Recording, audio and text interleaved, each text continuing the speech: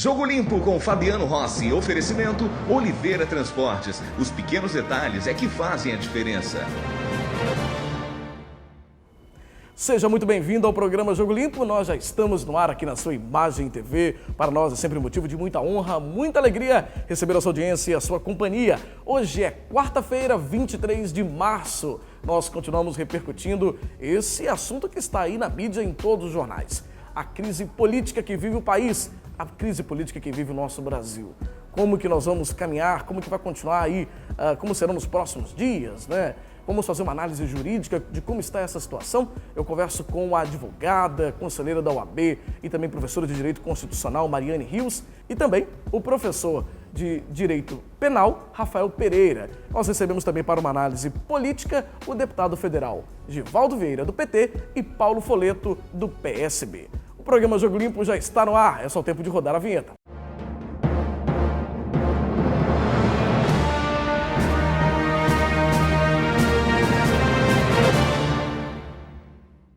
Começando um pouco a nossa conversa, né? Falando um pouco sobre esse...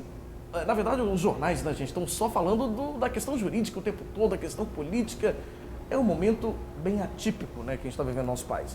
Rafael, você que lida mais com essa questão do direito penal, né? O ex-presidente Lula está passando por um momento também de várias investigações, e uma delas que foi muito à tona aí é a questão das escutas telefônicas, né, das audições aí, que foram liberados para a imprensa pelo juiz Sérgio Moro. Dentro do âmbito jurídico, foi dentro da legalidade essas ações? Bom, Fabiano, primeiro nós temos que destacar que o que tem ocorrido no nosso cenário político, social brasileiro, ele acaba refletindo de forma direta na questão jurídica. Porém, nós não podemos fazer uma análise jurídica sobre aspectos estritamente políticos, como está sendo observado aí, né? Nós vemos ambos os lados, seja a oposição, seja o lado governista, muitas vezes se manifestando sobre questões jurídicas com fundamentos políticos, o que não é possível, né, dentro da ordem jurídica brasileira, dentro do Estado democrático. Bom, com relação à interceptação telefônica, ou aquilo que é chamado de grampo telefônico no Brasil. Bom, nós temos uma previsão constitucional, né, um direito constitucional, artigo 5º, prevê essa possibilidade da interceptação telefônica, mas de forma excepcional. E essa interceptação telefônica excepcional, ela vem complementada por uma lei ordinária federal, a Lei 9296/96, que traz como requisitos, primeiro, a autorização judicial, que nós conseguimos visualizar no caso da Lava Jato, no caso do ex-presidente Lula. Depois, para fins de investigação criminal ou instrução processual penal, o que também se adequa ao caso concreto. E, por fim, traz um outro requisito, que seriam crimes praticados e apenados com reclusão, o que também se enquadra no caso concreto. Então, dentro de um escopo jurídico, né, e me afastando da questão político-partidária, sim, a interceptação telefônica ela é algo legal, ela é algo previsto, e no caso concreto, pelo que foi divulgado, nós temos sim uma legalidade, nós temos sim uma utilização de um instrumento processual penal dentro dos ditames da lei. Agora, a condução coercitiva do ex-presidente Lula ainda dentro desse cenário também foi legal, porque a situação, né, o governo, os integrantes do governo, lá, os que apoiam o governo, dizem que foi uma ação ilegal. Foi ou não? Bom, sendo bem pragmático, o mandado de condução coercitiva é instituto previsto no Brasil? Sim, ele está regulamentado no Código de Processo Penal, no artigo 260, que nos casos de investigação criminal, sim, é possível a condução coercitiva, para fins de interrogatório, para fins de qualificação do suspeito e para outras situações ou diligências que façam necessária a investigação. Muito bem, agora, analisar de forma pragmática acaba sendo um pouco temerário. Por quê? Porque nós temos um outro princípio constitucional que não obriga o réu a se autoincriminar, um princípio denominado como nemo tenetur sed tegere. Então, a discussão que eu estou visualizando, que eu estou percebendo no campo do governo, seria uma alegação de ilegalidade, porque o presidente ou o ex-presidente não estaria obrigado a falar. Então, para que conduzir coercitivamente? Todavia, nós não podemos limitar o Instituto com essa amplitude a uma simples condução para interrogatório. Por quê? A condução do Lula acabou por trazer uma abertura no que se refere à busca e apreensão no Instituto, à busca e apreensão no seu apartamento. Então, é uma questão que, Dentro da legalidade, existe essa previsão? Nós temos o Instituto? Sim, é previsto e com escopo, inclusive, constitucional. Bacana. Agora, ainda tem um pouco para o lado mais constitucional, Mariane. A gente vive um momento em que o impeachment parece que está cada vez mais próximo de acontecer no nosso país, né? Já tivemos algumas sessões, né, lá na Câmara dos Deputados. O presidente Eduardo Cunha, inclusive, abriu uma sessão de forma pouco comum, numa sexta-feira, para abrir já a primeira sessão das 10 que a presidente Dilma tem direito para se defender. Como que vai ser esse processo, Mariane? Explique para a gente como que acontece o processo caso ele transcorra dentro da sua normalidade nos próximos dias. Bom, o processo de impeachment, ele é um processo que é jurídico, mas também tem uma carga política. Por quê? Porque a primeira fase desse processo ela se dá dentro da Câmara. E até o STF, na sua recente posicionamento, em que ele abalizou o que seria da lei, né, que trata sobre impeachment, o que ela estaria, né, em consonância com a Constituição Federal, ele deixou bem claro que, a decisão, né, ficou bem clara em que a Câmara ela vai se posicionar não meramente por questões jurídicas, a Câmara faz uma análise procedimental, se ela aceita ou não, se ela autoriza ou não a instauração do processo. Então essa é uma fase. E quem vai conduzir essa, né, quem vai julgar, quem vai tratar dessa fase são os deputados. E nesse momento tem que ser dada aberta a defesa para a presidente. É importante deixar registrado isso, que o processo do impeachment ele não pode de forma alguma subverter uma ordem em relação ao processo legal, por ter essa característica política. Entendendo a Câmara que vai ser instaurado esse procedimento, que deve ser instaurado esse procedimento, exige uma votação, inclusive, em relação a isso. Isso, então, é remetido para o Senado Federal. O Senado, nesse momento, ele também uma situação muito sui generis, porque ele vai se tornar um tribunal. Então, o Senado Federal se torna um tribunal. O presidente do STF, ele vai, inclusive, presidir a sessão lá no final desse procedimento, que vai tratar sobre o impeachment ou não, o impedimento ou não da presidente. Vamos falar um pouco sobre o crime de responsabilidade, que eu acho que é a principal acusação da presidente Dilma Rousseff, né? As pedaladas fiscais, essa situação toda. O que é o crime de responsabilidade fiscal, Mariane? O crime de responsabilidade, ele tem esse caráter, de certa forma, subjetivo, mas ele não pode deixar, de forma alguma, de também ter uma análise jurídica. Hoje nós temos uma petição, uma denúncia, como se chama, que foi assinada pelo Miguel Reale Júnior, pelo Hélio Bicudo, pela Janaína Pascoal, e nessa denúncia o que está sendo aventado em termos jurídicos é a lei orçamentária. E aí entra não só a Constituição, mas também a lei de responsabilidade fiscal. Nada impede que, em virtude desses novos fatos trazidos com a divulgação da interceptação telefônica, a delação do Delcídio, também não exista depois um aditamento a essa petição ou uma nova petição. Há poucos dias, a gente até comentou isso antes de entrar no ar, ele foi nomeado ministro da presidente Dilma, né? Minutos depois, uma ação do Supremo Tribunal Federal colocou uma liminar, né, para que essa posse fosse anulada, né? Eu não sei se esse é o termo jurídico correto, mas fosse suspensa, vamos dizer assim. Essa troca de foro, né? Como que a justiça, no âmbito penal, né, dentro do âmbito penal, analisa essa situação? Porque ele ganharia um foro privilegiado, mas a sua esposa e seus filhos, que também estão sendo investigados pela Operação Lava Jato, eles não entrariam, né, nessa situação? Ou entram ou não? O que fica isso? Bom, Fabiano, o que é importante analisar, e aí eu tenho que fazer inclusive um adendo ao direito constitucional, a professora Mariane aqui pode inclusive me ajudar, mas o direito brasileiro, ele prevê algo chamado competência por prerrogativa de função. Então, primeiro, não é sinônimo de impunidade. Tem que ficar muito claro que prerrogativa de foro ou competência ratione personae não tem a ver com impunidade, porque existe um efetivo julgamento. O que ocorre é um deslocamento de qual órgão do Poder Judiciário irá fazer o julgamento.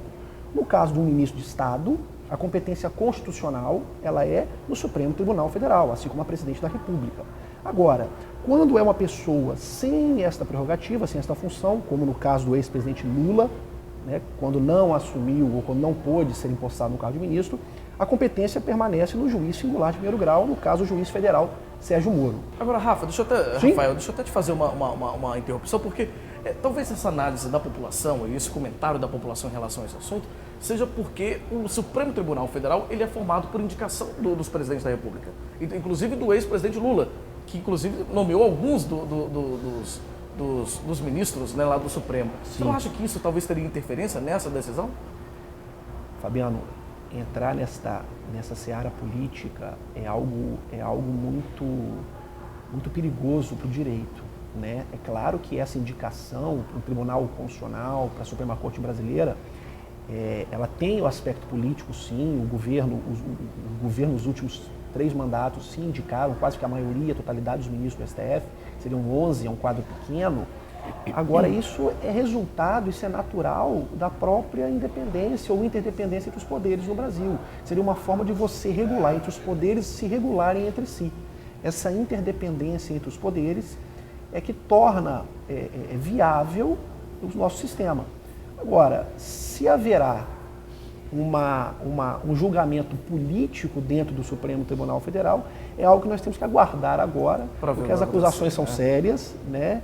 O Supremo Tribunal foi colocado, inclusive em algumas das gravações e das delações da Operação Lava Jato, colocado em xeque, talvez, a sua neutralidade. Então nós temos que aguardar agora, porque acabou sendo algo que saiu do campo jurídico e passou para um campo, na verdade, jurídico-político, e aí só aguardando mesmo o desenrolar dos fatos. Gente, eu quero agradecer muito a vocês pela presença, né? O Rafael Pereira, professor. Obrigado, Rafael. Fabiano. Também a professora Mariane Rios, obrigado pela presença. Eu que agradeço. Muito bem, então a gente vai agora para um rápido intervalo e já a gente volta com o programa Jogo Limpo. Não sai daí não.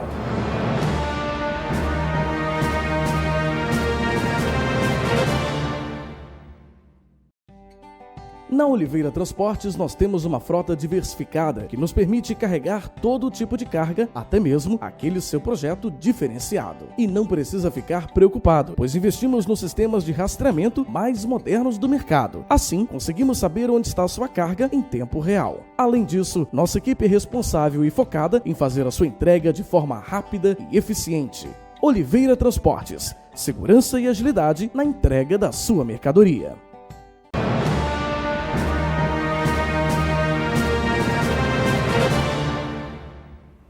Muito bem, nós estamos de volta com o programa Jogo Limpo. Nesse segundo bloco, a gente recebe o deputado federal Givaldo Vieira, do PT. Deputado, bem-vindo ao nosso programa. Obrigado, Fabiano. Prazer estar aqui com você. Prazer é nosso receber o senhor. Deputado, o senhor hoje integra o Partido dos Trabalhadores, né, o PT, que é o partido do governo federal, o partido da presidente Dilma Rousseff, que sofre essa grande turbulência política lá em Brasília, né? Aliás, lá em Brasília e também no restante do país, com as manifestações de rua que a gente tem visto nos últimos dias. Como que o senhor tem se posicionado, como o senhor tem acompanhado essa situação e também, mais do que isso, como que o partido tem se colocado nesse momento? De fato, a gente vive uma grande crise política no país, né? O Brasil tem esse desafio de tentar superar este momento para voltar a crescer. O PT está no centro dessa crise, é o partido que governa já no seu 3º mandato. Tem um grande legado, né? Trouxe o país de administrações exitosas, tirou pessoas da fome e da miséria, ampliou a classe média, deu oportunidades, projetou o Brasil em nível internacional, cometeu erros também, mas eu sou seguro que o PT teve muito mais acertos do que seus erros. Os erros que foram cometidos por alguns, essas pessoas têm que pagar e nós temos que seguir em frente, né? Reconhecendo os méritos e também reconhecendo que, como uma instituição, o PT também é falível e as pessoas que compõem podem cometer erros. Elas devem responder por isso. Deputado, numericamente, dentro do plenário hoje da Câmara dos Deputados, até porque a Câmara dos Deputados vive uma turbulência muito grande, a gente tem acompanhado nos últimos dias aí, até manifestações internas mesmo dentro do plenário, deputados a favor, deputados da situação, deputados de oposição, né? Numericamente, hoje, como que o senhor analisa com seus colegas deputados lá a questão do impeachment? Se fosse hoje o processo, se ele fosse analisado hoje, a gente está ainda muito recente, né? Foram poucas sessões, né? Ainda tem mais algumas para a presidente Dilma se defender. Se fosse hoje, sem essas defesas ainda?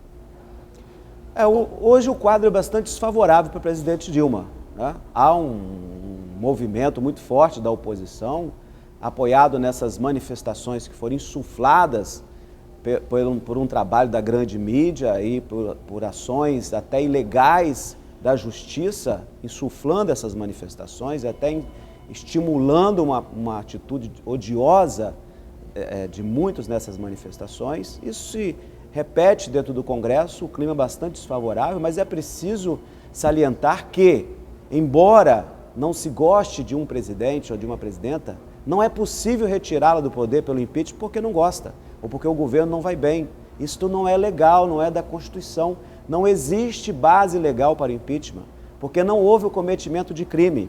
Fala-se das pedaladas, isto não se sustenta como motivo para a retirada da presidenta.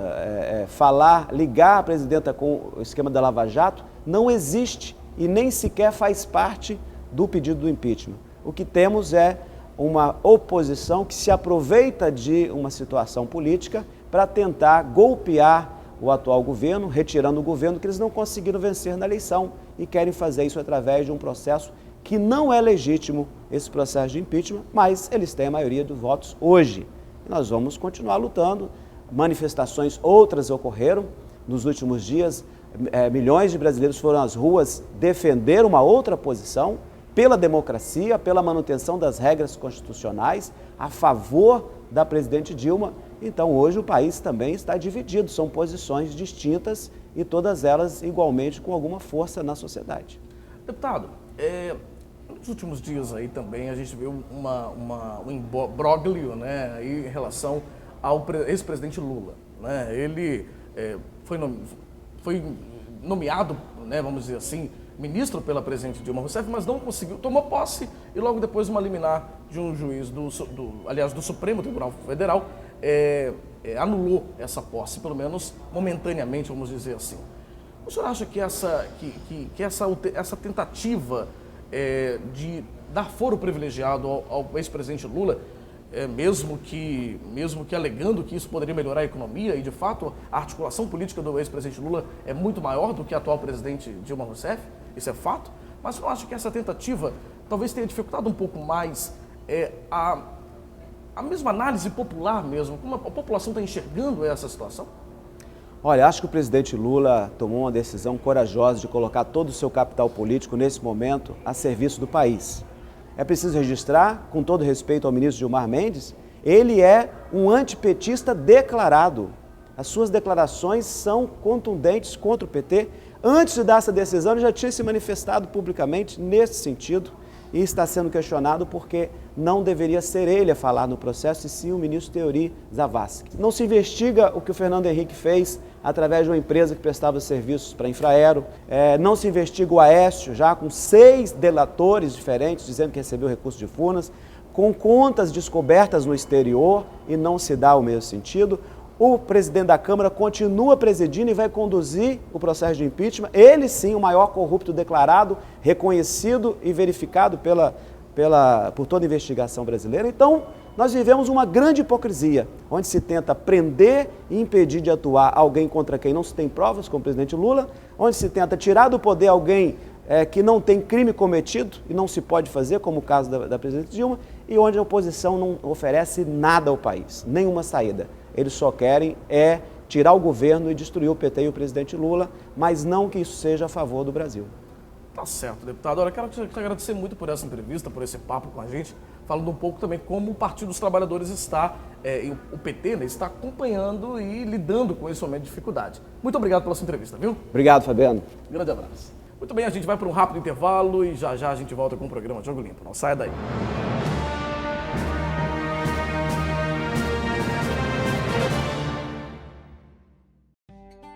Na Oliveira Transportes, nós temos uma frota diversificada que nos permite carregar todo tipo de carga, até mesmo aquele seu projeto diferenciado. E não precisa ficar preocupado, pois investimos nos sistemas de rastreamento mais modernos do mercado. Assim, conseguimos saber onde está a sua carga em tempo real. Além disso, nossa equipe é responsável e focada em fazer a sua entrega de forma rápida e eficiente. Oliveira Transportes, segurança e agilidade na entrega da sua mercadoria.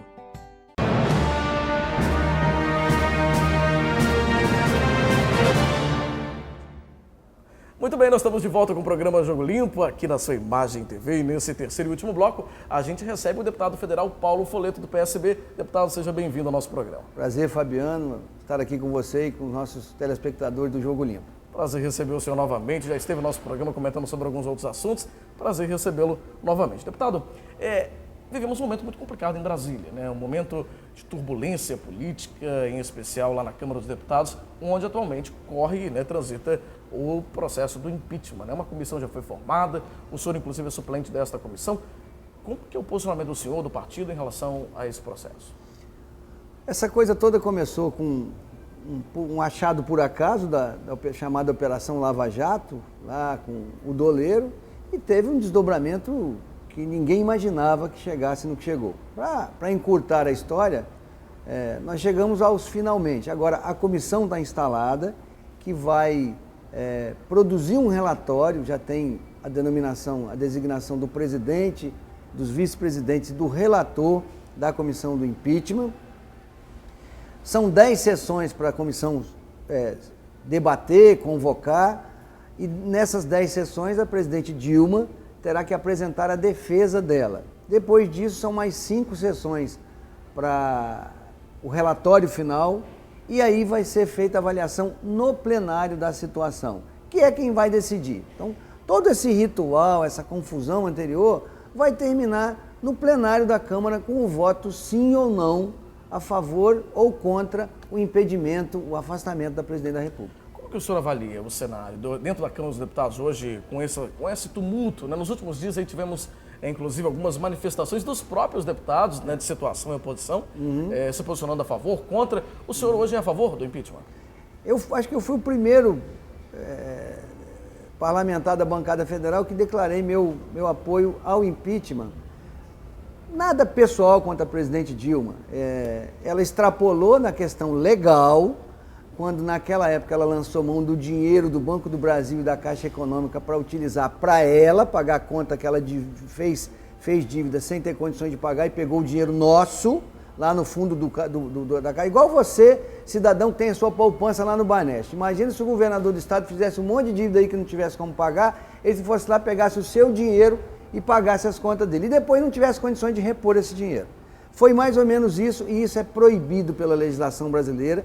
Um ganho da sociedade brasileira foi através da Lei de Responsabilidade Fiscal. Então, a Lei de Responsabilidade Fiscal foi rasgada, jogada fora, e foi uma coisa que estabilizou as administrações. E, posteriormente, após o desenrolar de tudo, a conversa é longa, está aprovado, principalmente com a delação bomba do Delcídio, que não só a Dilma quanto o Lula tinham conhecimento de tudo o que acontecia, inclusive, e o principal, se apropriar dos recursos da Petrobras para fazer acordos para ajudar empresas, quebrar a maior empresa nacional, que foi orgulho dessa... Hoje a Petrobras não é mais orgulho nacional, está lascada. Infelizmente. Entendeu? Então, nós chegamos a essa situação. Então, o meu posicionamento é favorável ao impedimento por essas duas questões: a ilegalidade no processo administrativo da presidente e a ilegalidade no dinheiro de campanha dela. Some-se a isso a incompetência dela, política e administrativa. Nós estamos numa situação, todos os economistas estão dizendo, se nós não resolvermos a questão política, esse país não acha o rumo. Nós estamos com a universidade, a UFES teve a conta de telefone cortada em janeiro. Eu vi uma entrevista de uma moça lá do Rio de Janeiro, da Universidade Federal do Rio de Janeiro, que me deixou impressionado. Ela falou, eu não posso ir no banheiro fazer xixi que não tem papel higiênico. Então, assim, quem não se preocupa, não se preocupou em preservar o capital intelectual do seu país, nós somos uma nação ainda em evolução, principalmente do ponto de vista intelectual, nós temos que produzir bons cérebros, para que a gente possa produzir riquezas a partir de menos esforço físico, menos economia primária, não é só plantar e tirar pedra de granito e exportar para a China que nós temos que viver, não. Nós temos que trabalhar a intelectualidade, a inovação, o desenvolvimento da nossa população desde lá de baixo, desde a creche, da escola primária, do ensino médio, do ensino de graduação, da pós-graduação.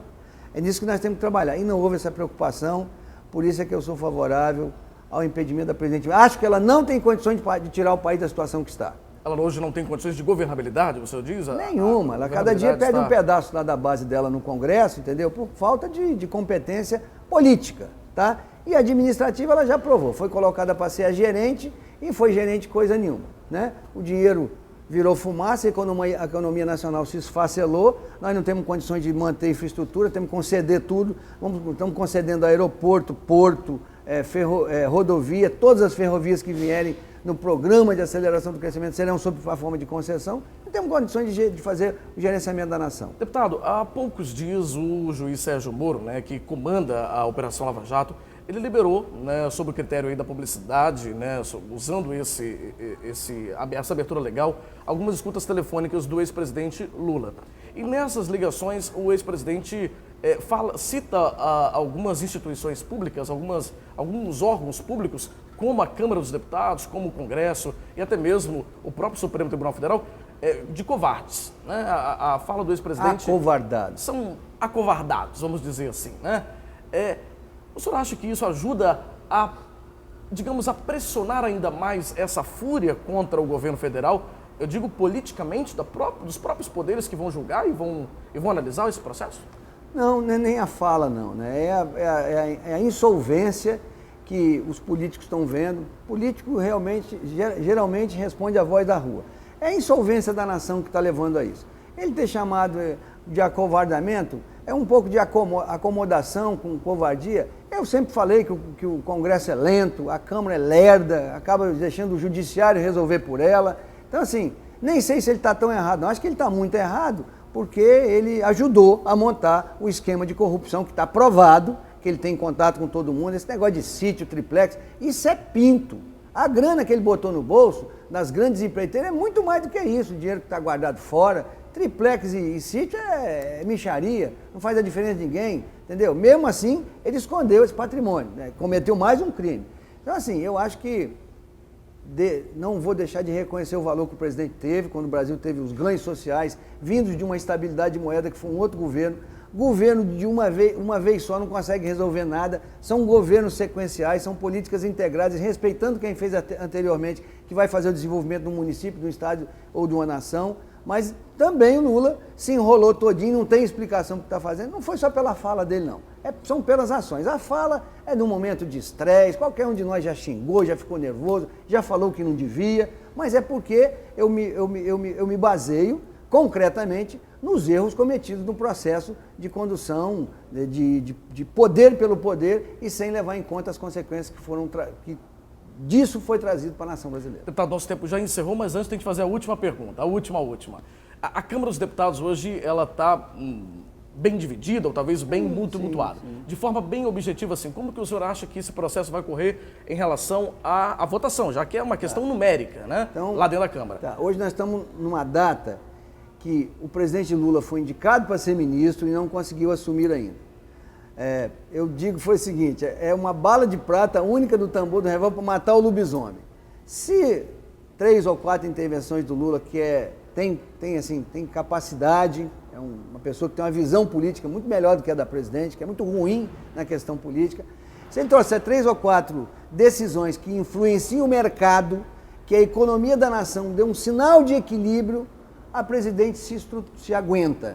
Se isso não acontecer, se o Lula não assumir, e se assumindo não ter uma, 2, 3, 4 atitudes que tragam para o povo brasileiro, para a imprensa, para a economia, até para o judiciário que se baseia no acerto das coisas, aí o governo não vai ter suporte e quando for daqui a 40, 50 dias para o julgamento no plenário, ela vai perder. Tá certo. Deputado, muito obrigado pela sua entrevista, um grande abraço, obrigado pela vinda ao seu programa. A gente encerra por aqui o programa Jogo Limpo de hoje, obrigado pela sua audiência, pela sua companhia. Lembrando que o nosso programa inédito é exibido todas as quartas-feiras, às 7h30 da noite aqui na Imagem TV, 2 reprises diárias às 11h30 da manhã e 7h30 da noite. Obrigado pela audiência, até semana que vem. Tchau, tchau.